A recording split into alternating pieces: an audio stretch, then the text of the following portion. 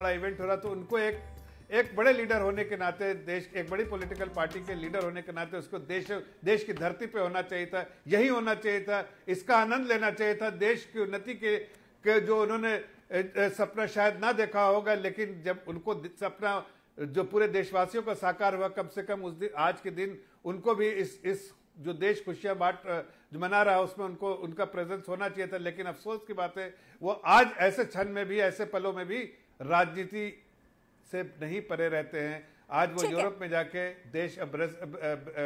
Belgium में, Brussels में जाके वो देश के खिलाफ उलट पुलट बोल रहे हैं। इससे समझ में आता है कि उनकी मानसिकता क्या है। मैं आती हूँ आपके पास। वीवी सोनी, पूर्व राजदूत, इस वक्त मेरे साथ जुड़े हुए हैं। और सोनी साहब, मुझे आपसे ये भी समझना है कि जब इतना बड़ा आयोजन हो रहा है, जिसके बारे में हम हजार बातें बता रहे हैं, एक आम आदमी के लिहाज से मुझे समझना है कि जब इतनी महाशक्तियां मिलती हैं, मुलाकात होती है, G20 समिट होता है, कुछ दूसरे मेहमान भी है दूसरे देशों को जिनको स्पेशल गेस्ट बनाया गया है, हासिल क्या होता है?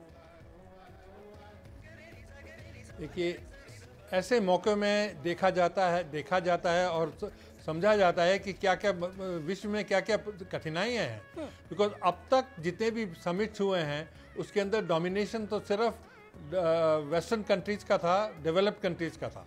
जब से हिंदुस्तान ने चेयरमैनशिप ली है, वो रुख बदल रहे हैं, डिसीजन मेकिंग बदल रहे हैं, अटेंशन लेना किसके पर करना चाहिए वो ले रहे हैं।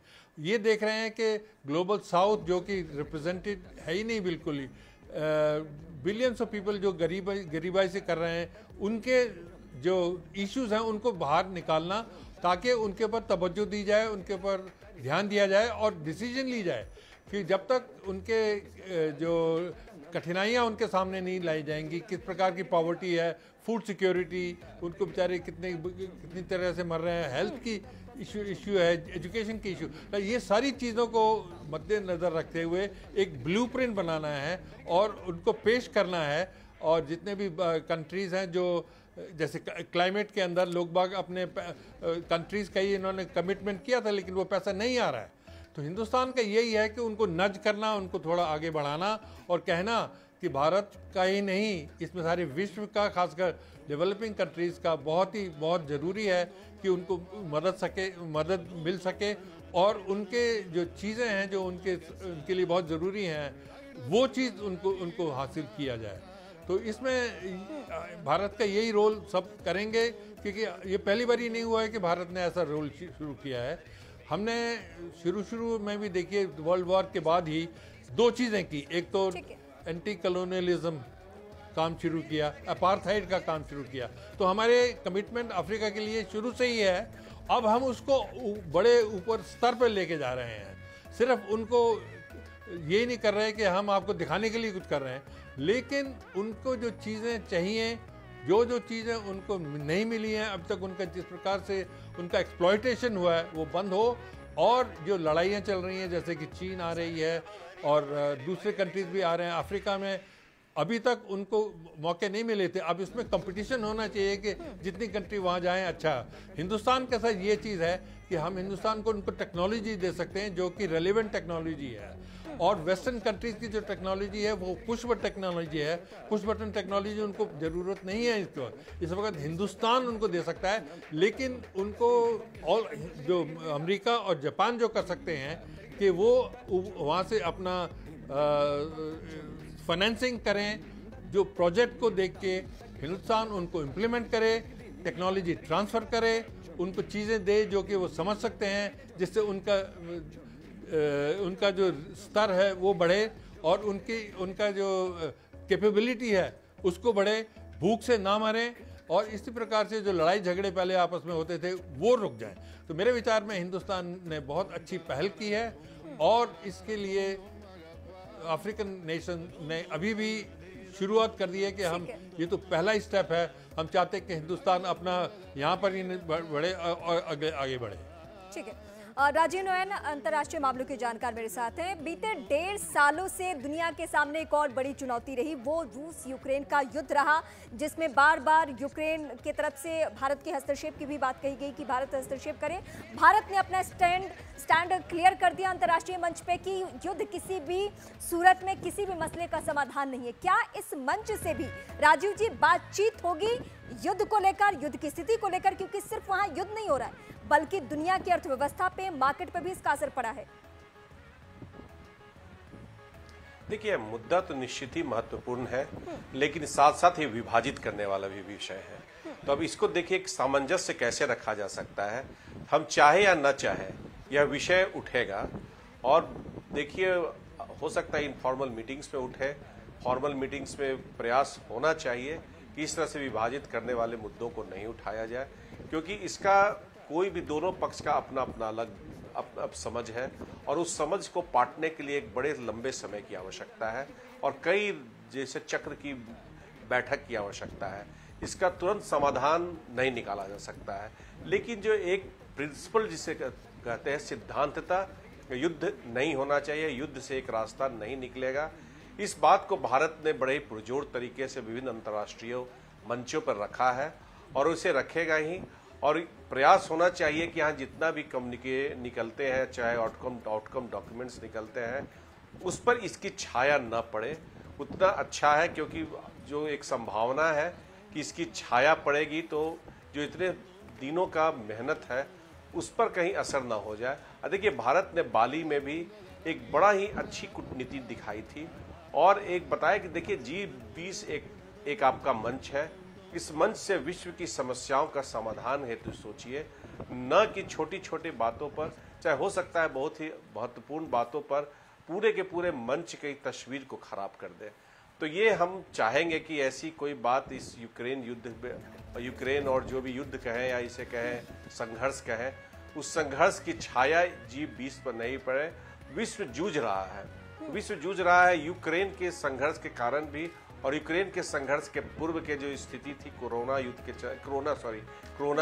महामारी के चलते, उसके चलते। तो अभी आवश्यकता है कि जैसे G20 है, एक तरह से बेसिकली ये फाइनेंस और आर्थिक व्यवस्था को, आर्थिक ढांचे, विश्व आर्थिक ढांचे को एक सुचारू रूप से चलाने की पहल है यार। और इस पहल से यह बात सत्य है कि बहुत सारे विषय भी जुड़े हुए, चाहे सांस्कृतिक विषय भी है और उसके साथ साथ शिक्षा का विषय भी है, कई विषय, क्लाइमेट चेंज की बात, वातावरण की, जलवायु परिवर्तन की, ये सारी जो बातें जुड़ी हैं। लेकिन मूल बातें हैं कि किस तरह से विश्व अर्थव्यवस्था को एक ढंग से, एक सुचारू ढंग से चलाया जाए, और उसको चलाने में एक G20 की एक बड़ी भूमिका को आगे बढ़ाना चाहिए, और जिसके लिए हम बड़े ही प्रयासरत हैं।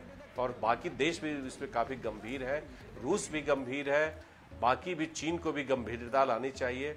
वो छोटे छोटे जिसे कहते हैं निचले स्तर तक का व्यक्तित्व अपना कूटनीति दिखा रहा है, जो कि बहुत ही प्रशंसनीय नहीं है, और इसकी पूरी भर्त्सना विश्व भर में हो रही है।